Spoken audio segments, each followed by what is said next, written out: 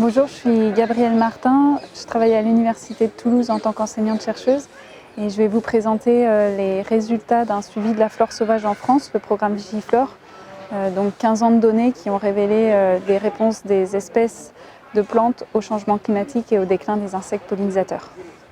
Bonjour à tous, merci beaucoup à l'équipe d'organisation de me donner l'opportunité de présenter les résultats du programme Vigiflore.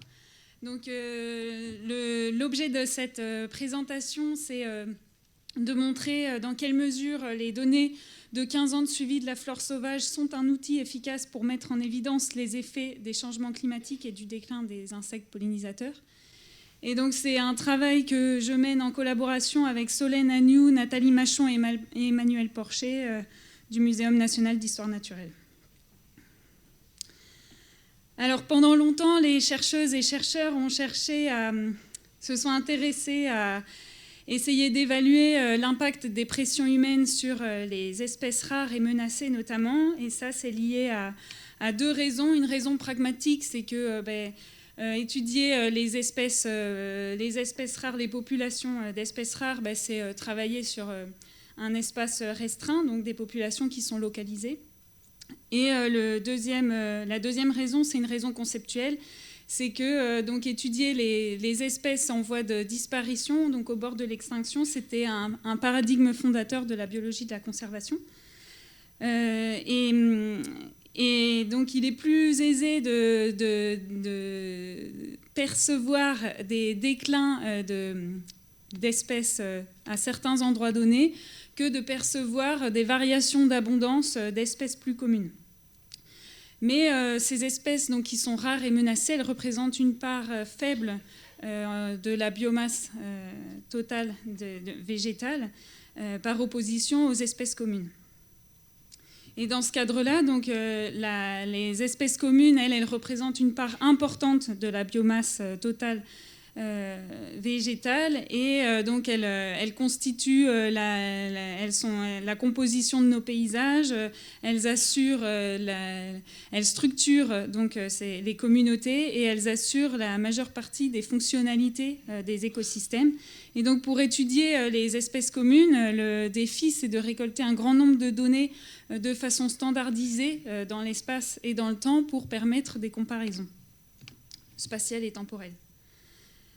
Les changements globaux donc, sont la cause de l'érosion de la biodiversité et depuis 50 ans dans le monde, il y a différents travaux scientifiques qui ont montré que 60% des populations de vertébrés avaient disparu dans le monde depuis 50 ans, que l'Europe a perdu 400 millions d'oiseaux et notamment des oiseaux communs ces 30 dernières années. À l'échelle européenne et également des travaux ont montré un déclin de 75% de la biomasse des insectes. Alors ce déclin de 75% de la biomasse des insectes, il y a une publication qui vient de sortir en début de semaine et qui re-questionne ces chiffres, donc juste pour avoir ça en tête. Et alors que ces déclins sur la faune sauvage sont largement discutés au sein de la société et dans le milieu scientifique, notamment dans le cas des insectes et des oiseaux, les déclins, les changements à large échelle sur la distribution des plantes sont peu connus, excepté donc deux travaux récents, donc un en Allemagne qui a présenté un déclin de 70% des espèces natives à l'échelle nationale, et en Angleterre, là, en début d'année, ils ont sorti des papiers sur un déclin de 50% des espèces natives en Grande-Bretagne. Et alors pourquoi ces changements à large échelle sur la distribution des plantes sont peu connus ? C'est lié à plusieurs facteurs. D'une part parce que les jeux de données sont hétérogènes, qui sont limités dans l'espace, et notamment, par exemple, des jeux de données on a des jeux de données qui se concentrent sur certains types d'habitats, comme par exemple les habitats forestiers dans le cadre des évaluations des changements climatiques sur la flore sauvage, ou alors des jeux de données qui se concentrent par exemple sur la flore de haute montagne, toujours dans le cadre du changement climatique. Et en plus de ça, donc, les jeux de données sont à des échelles de temps qui sont faibles. Et pourtant, chercher à comprendre les effets des changements globaux dans tout type de communauté de plantes, c'est essentiel pour prédire les changements futurs, notamment dans la structure et la fonction des écosystèmes. Dans ce cadre-là, donc, les suivis standardisés de biodiversité offrent une opportunité de récolter des données qui soient comparables dans l'espace et dans le temps. Et donc, ces suivis standardisés de biodiversité, ils ont plusieurs principes. D'une part, de définir un maillage de sites permanents, que ce soit des parcelles ou des transects. De définir un échantillon qui soit représentatif du territoire ou de l'habitat, issu d'un échantillonnage aléatoire ou systématique. De définir des sites fixes qui sont visités régulièrement. Et de définir un protocole standardisé pour la collecte de données de présence et d'abondance.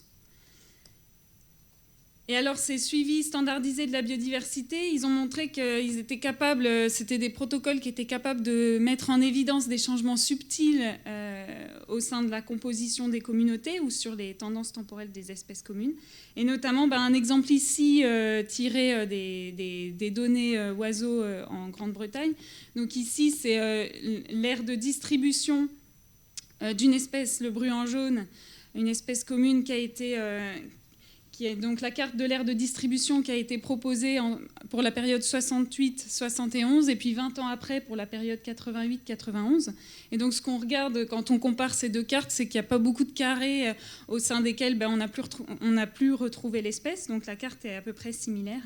Et quand on regarde les données d'abondance sur la même période pour cette espèce-là, donc on voit qu'il y a un déclin très important au cours de ces 20 ans, donc entre 70 et 90, en abondance des populations de bruant jaune au Royaume-Uni. Alors en France, il y a eu une proposition de protocole qui a été lancée en 2009, c'est le programme Vigiflore. Ce programme, c'est un suivi de sciences participatives qui s'intègre à l'ensemble de Viginature, donc il y a un ensemble de programmes de sciences participatives. Et Vigiflore, c'est un suivi de la flore sauvage qui est porté par le Muséum national d'histoire naturelle et par l'association Tela Botanica. Et ici, les objectifs sont de mesurer et comprendre les changements de la flore commune en déterminant donc, quelles sont les tendances temporelles des espèces communes. Donc, est-ce que les espèces sont en déclin ou en augmentation, notamment. En déterminant quels sont les changements de composition des communautés végétales. Et puis l'idée, c'est de détecter les liens entre ces changements et les activités humaines. Alors, il y a plusieurs principes qui ont été établis. Donc, le premier, c'était de récolter un échantillonnage qui soit représentatif du territoire. Et donc, ce suivi de la flore sauvage de France, ce programme Vigiflore, le protocole a été construit en s'inspirant de deux suivis qui ont été mis en place bien plus tôt. Donc le British Countryside Survey, un suivi de la flore sauvage en Grande-Bretagne qui a été mis en place dans les années 80, et le Switzerland Biodiversity Monitoring, un suivi de la flore sauvage des prairies suisses qui a été mis en place donc, dans les années 2000. Et ces deux programmes donc, ont proposé un maillage systématique du territoire et puis après des échantillonnages au centre de chacune des mailles. Et c'est ce qui a été répliqué dans le cadre du programme Vigiflore. Ensuite, donc, le deuxième principe, c'était de définir un protocole standardisé donc, qui permette des comparaisons dans l'espace et dans le temps. Alors, pourquoi les comparaisons sont possibles? Parce que donc, les données qui vont être récoltées partout en France, elles vont être collectées de la même manière par toutes les personnes impliquées. Et puis ensuite, donc, les deux derniers principes de ce programme sont de récolter des données de présence et d'abondance des espèces. Et puis, dans le cadre du programme Vigiflore, comme c'est un programme de sciences participatives, de faire appel à la contribution de botanistes volontaires. Alors, comme je vous disais, Vigiflore, c'est un programme qui a été lancé en 2009. Donc, on fête cette année les 15 ans du programme. Ici est représentée donc, la carte des mailles Vigiflore qui a été échantillonnée entre 2009 et 2022.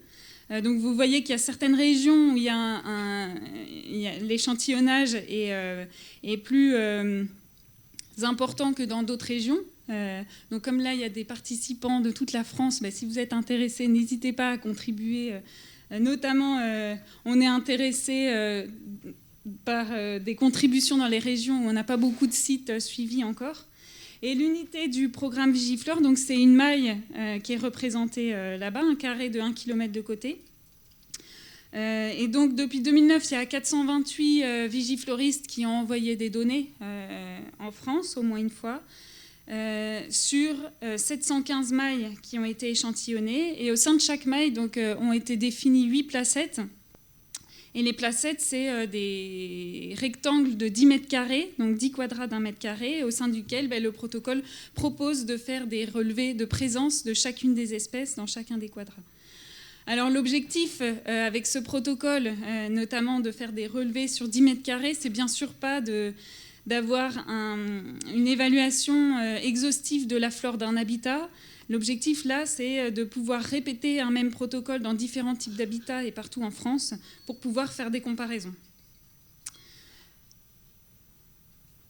Donc l'idée, c'est effectivement de construire un protocole qui permette d'avoir un échantillonnage représentatif, de permettre des comparaisons et puis de récolter des données d'abondance.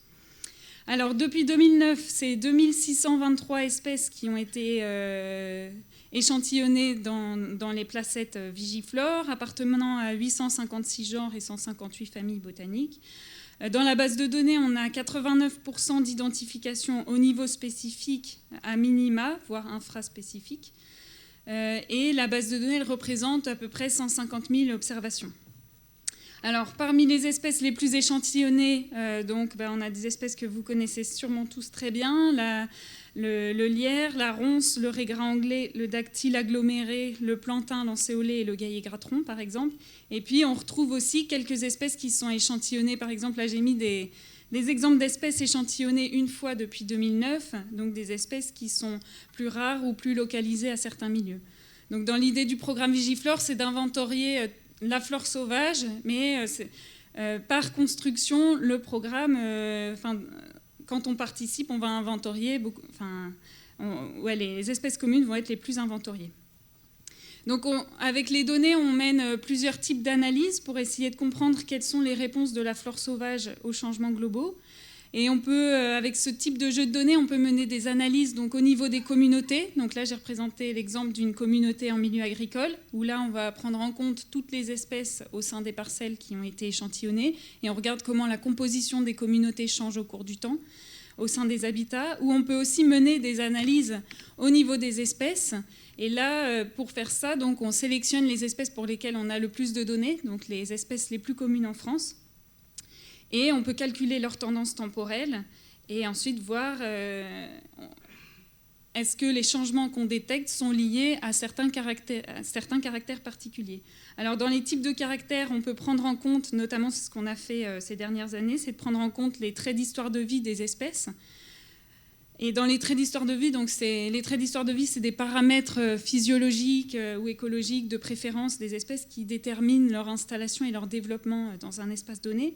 Et donc, on s'est intéressé, par exemple, au cycle de vie des espèces, à la préférence thermique et à la dépendance aux pollinisateurs. En tout cas, c'est les résultats que je vais vous présenter. Alors, pour vous montrer, pour avoir une petite idée de la distribution des valeurs de traits au sein des espèces, donc là, j'ai sélectionné le groupe des espèces les plus communes en France. Donc, c'est 570 espèces qui représentent 80% de nos données d'observation. Et sur ces 570 espèces, donc vous voyez que par exemple pour le cycle de vie, il y a 2/3 des espèces qui sont pérennes et 15% environ d'espèces qui ont un cycle de vie annuel. Donc là, c'est un paramètre qui nous intéresse parce que c'est des stratégies opposées des plantes par exemple. Et en l'occurrence, on s'est aussi intéressé à l'indice de la préférence thermique, donc notamment l'indice de la préférence thermique d'Ellenberg. C'est des indices qui ont été proposés à partir de relevés phytosociologiques qui ont été menés dans les années 70 en Europe de l'Ouest. Et donc, ces indices de préférence thermique, en l'occurrence, ils nous intéressent parce qu'ils ont été menés sur des relevés avant période de réchauffement climatique, donc qui sont un peu le miroir ou le témoin d'un indice de la préférence thermique avant changement climatique. Et donc, cet indice, il est en classe, il va de 1 à 9. Donc 1, c'est les espèces à préférence thermique faible, et puis 9, c'est les espèces, on va retrouver des espèces à préférence thermique élevée. Et donc, vous voyez que pour les espèces communes, voilà, on a un échelonnage du nombre d'espèces communes en fonction de l'indice de préférence thermique élevé. Donc on a utilisé cet indice de préférence thermique élevé, on a une valeur pour chacune des espèces, et on a calculé l'indice de préférence thermique moyen des communautés, et on a regardé comment cet indice variait au cours du temps. Et c'est ce qu'on a pu montrer, donc à l'époque c'est des travaux qu'on a menés sur la période 2009-2017, et donc on a pu montrer que la préférence thermique moyenne des communautés en France, elle augmentait de façon significative, autant à l'échelle nationale qu'à l'échelle régionale, en Île-de-France. Et ça, donc, c'est lié à une recomposition au sein des communautés, une recomposition qui est liée, on faisait l'hypothèse que c'était lié à des variations d'abondance des espèces communes. Donc pour aller plus loin dans la compréhension de ce qui se passait, on a sélectionné les 570 espèces les plus communes en France. Donc ça, c'est la phylogénie de ces 570 espèces qui est tirée d'une phylogénie, de la phylogénie Daphné, qui a été publiée par une équipe allemande et qui vaut pour l'Europe de l'Ouest. Donc on a tiré nos 570 espèces les plus communes, et donc on retrouve par exemple les grandes familles de plantes. Ici, c'est les poacées, les fabacées, les rosacées par exemple. Voilà, les couleurs correspondent aux familles botaniques. Et pour chacune de ces espèces, donc, on a calculé les tendances temporelles de chacune de ces espèces. Donc voilà 3 exemples, mais on l'a calculé pour les 570 espèces. Donc un exemple d'espèce qui est en augmentation sur la période, donc c'est Aliaria peciolata, la lierre officinale. Un exemple d'espèce pour lequel on ne détecte pas de variation significative en abondance des populations, c'est le cas de Medicago minima. Et un exemple pour lequel on détecte un déclin significatif, c'est le millepertuis perforé. Et donc une fois qu'on a obtenu donc, ces tendances pour chacune des espèces, donc là, autour de la phylogénie, ici, vous voyez qu'il y a des barres rouges et des barres bleues que j'ai ajoutées. Les barres rouges correspondent au déclin, aux espèces qui sont en déclin, les barres bleues aux espèces qui sont en augmentation. Et plus la barre est importante, et plus la tendance est importante. Et donc la question qu'on s'est posée, donc là on peut bien le voir, par exemple on a des groupes d'espèces qui sont en déclin, donc des groupes d'espèces proches dans la phylogénie qui sont en déclin versus des groupes d'espèces proches qui sont en augmentation. Et on voit ça, donc c'est le cas pour tout le groupe considéré. Donc on s'est demandé, est-ce qu'il y a des traits particuliers communs aux espèces qui sont en déclin versus est-ce qu'il y a des traits particuliers communs aux espèces qui sont en augmentation. Et ce qu'on a pu montrer, c'est que les espèces qui sont en augmentation en France, c'est des espèces à préférence thermique élevée et plutôt des espèces annuelles, versus les espèces qui sont en déclin en France sur la période étudiée, c'était des espèces à préférence thermique faible. Ensuite, donc, on s'est intéressé aux relations entre tendances temporelles des espèces communes et syndrome de pollinisation. Donc, pour le syndrome de pollinisation, ici, on a considéré la dépendance aux pollinisateurs pour leur reproduction, la dépendance aux pollinisateurs des espèces pour leur reproduction. Et donc, on a construit cette variable à partir des données qui sont présentes sur des bases de données de traits en ligne, donc notamment la base de données de traits Catminat pour la France, l'EDA pour l'Allemagne, Biolflore et Ecoflora, Biolflore également pour l'Allemagne et Ecoflora pour la Grande-Bretagne. Et donc on a pu reconstituer donc, les connaissances sur la dépendance aux pollinisateurs qui étaient publiées et accessibles. Et là, quand on regarde, donc ici, c'est le nombre d'espèces qui sont donc indépendantes des pollinisateurs pour leur reproduction, parmi le groupe des espèces communes. Ici, c'est le nombre d'espèces qui sont dépendantes à 100% des pollinisateurs pour leur reproduction, donc incapables de se reproduire en l'absence de pollinisateurs. Et vous voyez qu'on a un groupe plus ou moins important d'espèces qui sont dépendantes à des niveaux variés aux pollinisateurs pour leur reproduction. Et ce qu'on a pu montrer, c'est que les espèces qui étaient totalement indépendantes des pollinisateurs pour leur reproduction, elles étaient en moyenne en augmentation en France sur la période d'étude. Et les espèces qui sont totalement indépendantes des pollinisateurs pour leur reproduction, totalement dépendantes, pardon, elles sont en déclin moyen en France sur la période d'étude. Et alors ça, c'est un signal très fort parce que la période d'étude, à l'époque, quand on avait fait ces travaux, c'était sur la période 2009-2017, donc 10 ans de données, un peu moins de 10 ans de données. Et on détecte déjà des signaux significatifs à ce niveau-là, à l'échelle nationale. Alors pour aller plus loin dans la compréhension de ces variations temporelles conjointes des plantes et des insectes, actuellement, donc on a obtenu une bourse de thèse pour Solène Agnew, qui continue ces travaux-là, et donc qui s'intéresse à comprendre plus finement quelles sont les caractéristiques des espèces de plantes en déclin versus en augmentation, autant à l'échelle nationale qu'à des échelles régionales quand on a assez de données.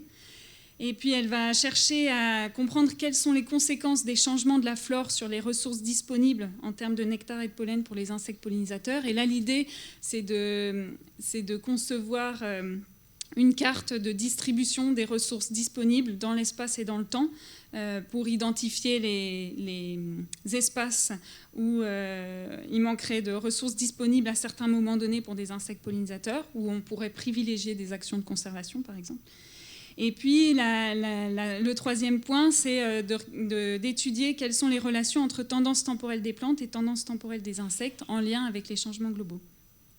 Et puis, dans le cadre de ce programme Vigiflore, donc, on mène un autre projet, c'est de fédérer les réseaux de suivi de plantes sauvages en Europe de l'Ouest. Donc, Vigiflore, ce n'est pas du tout un cas isolé en Europe de l'Ouest. Il y a plusieurs pays qui ont lancé des suivis standardisés de la flore, et d'ailleurs bien avant Vigiflore pour...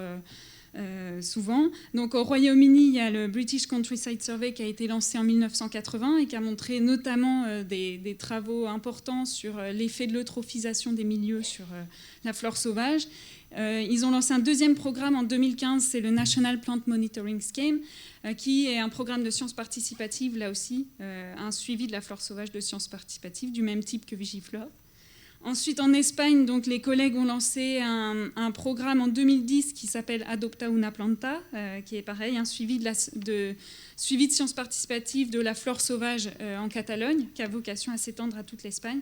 En Suisse, donc, c'est le monitoring de la biodiversité suisse qui a été lancé dans les années 2000. En Allemagne, il y a les Resurvey Programmes, donc plusieurs programmes, donc des échelles de temps variables. Et au Danemark, c'est un programme qui a été lancé dans les années 80 qui s'appelle Novana, et là qui a montré également, qui a publié des résultats sur l'effet du déclin des insectes sur la flore sauvage au Danemark. Et puis il y a deux projets européens avec lesquels on travaille. C'est donc le projet Gloria qui mène des suivis de la flore sauvage en haute montagne depuis les années 50. Dans le monde entier. Et puis le programme ICP Forest qui s'intéresse aux habitats forestiers en Europe de l'Ouest. Et donc l'idée de fédérer ces réseaux de suivi de plantes sauvages en Europe de l'Ouest, c'est d'étudier donc d'une part quel est le recouvrement climatique, écologique et taxonomique de la flore européenne par ces suivis. Notamment, on se questionne à savoir est-ce que là où on s'attend à voir les changements les plus forts liés à certains, par exemple au changement climatique ou d'autres facteurs, est-ce que dans ces endroits-là, la flore est bien prise en compte dans le cadre de suivi standardisé ? Et donc pour terminer, donc on peut se questionner sur ces données protocolées, à savoir est-ce que ce sont des données protocolées exemptes de biais. Donc là-dessus, c'est un point sur lequel on travaille également depuis une quinzaine d'années. Et donc ce qu'on observe, c'est que les observateurs et observatrices ont des comportements particuliers, notamment évidemment on observe un renouvellement des participantes et des participants au cours du temps. Ça, c'est un phénomène qui s'observe pour tous les programmes de sciences participatives. Et donc, on peut penser que ça ne biaise pas nos données parce qu'en Île-de-France, on n'a pas ce renouvellement, comme c'est des collègues qui font le suivi de la flore d'Île-de-France sur 50 mailles depuis 2009. Et on obtient les mêmes tendances significatives. Mais néanmoins, ce qu'on observe, c'est que le comportement des observateurs et observatrices est associé aux caractéristiques de la maille. Par exemple, les mailles les plus riches en espèces sont suivies plus longtemps. Ok, donc je fais vite. Pour ce qui est de la qualité des données, donc pour ça, on a des référents régionaux qui nous aident. Et la qualité des données donc, dépend fortement de l'objectif qui est recherché. Donc on peut avoir des données qui sont d'extrêmement bonne qualité et résolution taxonomique, mais si elles sont collectées de façon opportuniste, elles ne pourront pas participer à l'évaluation des tendances temporelles. Et dans le cadre de Vigiflore, on a des données de qualité exceptionnelle pour calculer ces tendances temporelles.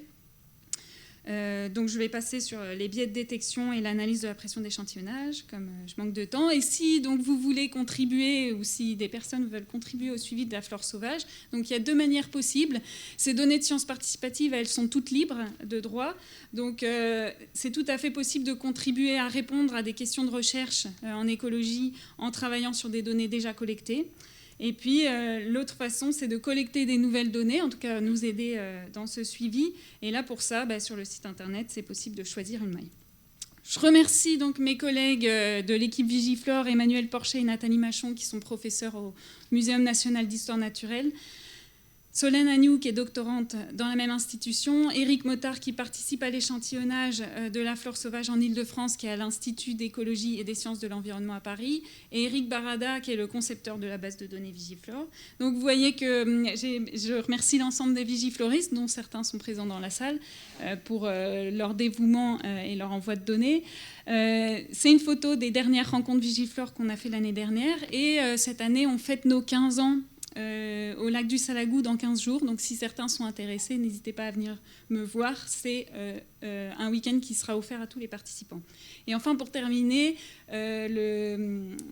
l'équipe de Viginature va proposer une offre de poste pour un botaniste ou une botaniste, et notamment pour travailler sur ces programmes dans très peu de temps. Voilà, n'hésitez pas si vous êtes intéressés. Merci.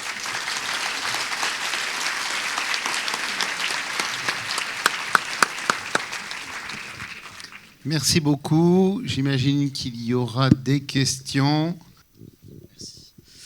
Bonjour, Nathan Pelletier. Du coup, j'avais une question par rapport aux données, savoir, comme Viginature, ça fonctionne avec le muséum, et je voulais savoir si les données, après, pouvaient être, elles étaient partagées, pouvaient être réutilisées. Je sais que l'INPN, par exemple, dans d'autres programmes de sciences participatives, les données elles sont montées au niveau régional au SINP et ensuite à l'INPN. Mais vous, est-ce que ces données elles peuvent être réutilisées après, quoi ? Oui, tout à fait. Donc, les données du programme Vigiflore, elles sont partagées avec la base de données de Tela Botanica, avec l'INPN. Elles sont reversées dans l'INPN et puis reversées dans le GBIF. Donc, tout à fait. Et puis, si, comme je l'ai dit, si certaines personnes sont intéressées pour analyser ce jeu de données, c'est ouvert, elles sont libres de droit. C'est pas vraiment une question, c'est plus une remarque. C'est par rapport aux valeurs indicatrices d'Ellenberg. Je ne sais pas si vous avez eu le problème d'espèces pour lesquelles ces valeurs n'existent pas, parce qu'elles ont été définies en Europe moyenne, et du coup pour les espèces méditerranéennes c'est un peu compliqué. Mais il y a une publication récemment au niveau européen qui propose de nouvelles valeurs, il y a avec plus de 10 000 espèces renseignées. Du coup, si jamais vous avez ce problème, vous pourrez utiliser cette publication, et si vous ne voyez pas de quoi je parle, je peux vous l'envoyer, il n'y a pas de problème. Merci beaucoup. Je peux quand même ajouter un mot. Donc effectivement, pour ces données d'Ellenberg, elles ont été initialement calculées pour la flore plutôt allemande, puisque les relevés avaient été faits en Allemagne. Mais il y a eu des équivalents qui ont été réalisés pour la flore anglaise, pour la flore italienne notamment, et pour la flore française. Et donc on a combiné les valeurs, donc on a utilisé l'ensemble de ces bases de données pour travailler nous. Mais effectivement, maintenant avec ces données sur la flore européenne, ça facilite. Merci. Oui, juste une question. Vous avez évoqué le fait que les données sont vérifiées. Est-ce qu'elles sont vérifiées une seule fois au tout début, ou bien est-ce qu'elles sont revérifiables X fois de manière à détecter des nouvelles erreurs? Comment ça fonctionne? Alors, pardon s'il y a eu une incompréhension, mais elles ne sont pas toutes vérifiées. Donc, on a mis en place un réseau de référents régionaux. C'est des vigifloristes qui se sont proposés pour apporter une aide à d'autres vigifloristes. Et ces référents régionaux, donc en fonction de leurs envies et de leur disponibilité, ils peuvent effectivement vérifier les données, aider à la détermination dans leur territoire d'agrément, aider à la détermination des espèces, aider à la mise en place du protocole, par exemple. Mais ça arrive, quand on analyse des données, il y a des erreurs de saisie, par exemple, qu'on est capable de détecter parce que c'est des taxons qui constituent des outpoints, par exemple. Donc là, on recontacte les observateurs et observatrices. Ça arrive à chaque niveau de l'analyse. on cherche à corriger ces erreurs, si on les détecte. Oui, parce que mettre un rubus dans les exemples de plans de communes, c'est une gageure quand même, non? Il y a une question là-haut, je crois. Je ne sais plus. Bonjour, Nicolas Guilherme. J'avais une petite demande par rapport à ce que, si vous pouviez préciser comment vous évaluez l'abondance des différentes espèces dans vos carrés. Oui, effectivement, merci pour la question, j'ai pas pris le temps de le préciser. Donc, sur chacune des placettes de 10 mètres carrés, il y a 10 quadrats d'1 mètre carré. Et l'idée, c'est de faire un relevé de la présence de toutes les espèces au sein de chaque quadrat. Et donc, nous, on estime la fréquence d'une espèce au sein de 10 mètres carrés par le nombre de quadrats dans lesquels l'espèce est présente. Et cette fréquence, on estime que c'est un proxy de l'abondance. Donc, c'est une méthode statistique pour estimer l'abondance des espèces. Une dernière question, ici, madame. Merci. Bonjour. J'essaye de faire vite parce qu'en fait, il y a 2 questions. Je voulais savoir, au niveau pour répertorier les espèces, là, si j'ai bien compris, c'est plus avec des photos. Et ce serait notifier leur présence. Mais est-ce qu'on pourrait étudier leurs évolutions, qu'elles soient adaptatives ou dégénératives? Alors, là, si vous voulez participer au programme Vigiflore, donc on n'envoie pas de photos de plantes, on vous envoie des coordonnées GPS sur la commune que vous aurez choisie, disons, ou la maille que vous aurez choisie. Et sur ces coordonnées GPS, l'idée, c'est d'aller faire un relevé de la flore sauvage sur 10 mètres carrés. Et donc c'est vous qui, si vous voulez prendre des photos, vous pouvez prendre des photos des individus que vous aurez à échantillonner ou faire des planches d'herbier. Mais nous, on n'envoie pas de photos aux participants et participantes. D'accord. Et j'avais aussi la question pour savoir si le protocole est accessible aux enfants et si vous serez favorable à ce qu'il y ait une matière, alors j'ai pris la note, une matière suivi biodiversité à l'éducation nationale et qui pourrait porter cette initiative. Alors, dans le protocole, il n'est pas du tout accessible aux enfants parce qu'il faut un minimum de compétences en botanique pour pouvoir le mettre en œuvre, étant donné qu'on ne sait pas sur quel site on va échantillonner à l'avance. On ne choisit pas les sites qu'on échantillonne. Mais par contre, il y a des collègues de Viginature qui ont monté un programme qui s'appelle Viginature École, là, qui est adapté au public scolaire. Et donc, il y a des protocoles adaptés pour ça, qui ne ressemblent pas du tout au protocole de Vigiflore. Ce sont d'autres protocoles, mais qui sont pertinents. C'est un peu polémique et vous m'excuserez, mais est-ce que vous avez déjà calculé le nombre d'heures totales de vos contributeurs? Est-ce que vous les avez valorisés financièrement? Parce que j'ai envie de dire, ce type de programme qui va servir à la recherche et qui va servir à documenter des questions de société, c'est souvent nos sociétés ou nous qui sommes dans cette salle qui nous y collons, parce que vous l'avez dit, c'est pas quelque chose pour des débutants.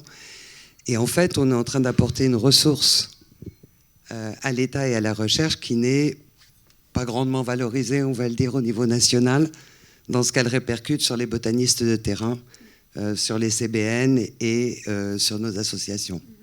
Oui, tout à fait, c'est une excellente question. Alors, pour Vigiflore, on avait bien sûr fait des estimations, et ça, c'est après avoir reçu des retours de participants et participantes sur combien de temps ça leur prenait d'échantillonner une maille, dans quelle région en France, parce qu'évidemment, ça dépend beaucoup du type d'habitat, etc., de l'accessibilité des placettes. Je ne l'ai pas chiffré en termes d'euros. Par contre, ça a été fait pour d'autres programmes de Viginature. Là, je n'ai plus du tout les chiffres en tête, je suis désolée. Mais c'est sûr que c'est considérable, l'implication en temps, et donc on pourrait chiffrer de façon monétaire. C'est bien sûr considérable, et ouais, ces suivis-là, ils ne seraient pas possibles sans passer par autant de personnes, quoi. La recherche n'a pas les capacités, les équipes de recherche pour mener ce genre de suivi. Merci beaucoup.